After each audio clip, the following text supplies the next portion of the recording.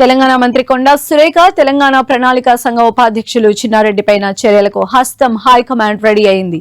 వచ్చే నెల మొదటి వారంలో వీరిపై చర్యలు తీసుకునే ఛాన్స్ ఉంది. అసెంబ్లీ సమావేశాలకు ముందే హైకమాండ్ వీరిద్దరి తీరుపై నిర్ణయం తీసుకునే అవకాశం ఉన్నట్లు తెలుస్తోంది. ఇప్పటికే వీరిపై కాంగ్రెస్ అధిష్టానానికి నివేదికలు చేరాయి.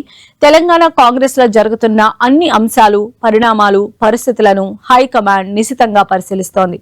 అయితే వీరిపై చర్యలు తీసుకోవడానికి పార్టీ సంస్థాగత వ్యవహారాల ప్రధాన కార్యదర్శి ప్రస్తుతం ఢిల్లీలో లేరు.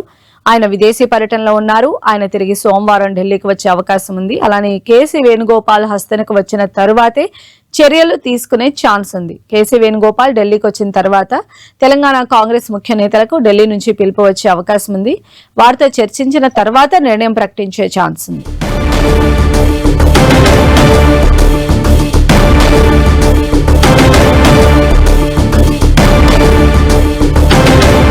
సో కాంగ్రెస్ పార్టీలో తీవ్ర చర్చనీయాంశంగా మారినటువంటి కొండా సురేఖ ఎపిసోడ్ కి సంబంధించి హైకమాండ్ చాలా సీరియస్ గానే ఆలోచిస్తున్నట్టు తెలుస్తోంది.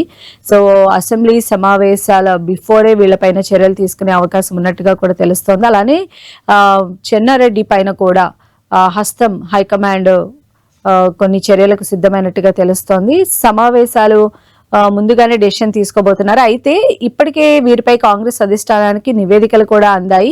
తెలంగాణ కాంగ్రెస్ లో జరుగుతున్న అన్ని అంశాలు, అలానే పరిణామాలు, పరిస్థితులను హైకమాండ్ కూడా చాలా నిశితంగా పరిశీలిస్తూ ఉంది.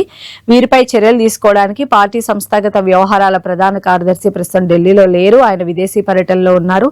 ఆయన మండే తిరిగి వచ్చే అవకాశం ఉంది. కాబట్టి కేసీ వేణుగోపాల్ హస్తనకు వచ్చిన తర్వాతే చర్యలు తీసుకునే ఛాన్స్ ఉంది.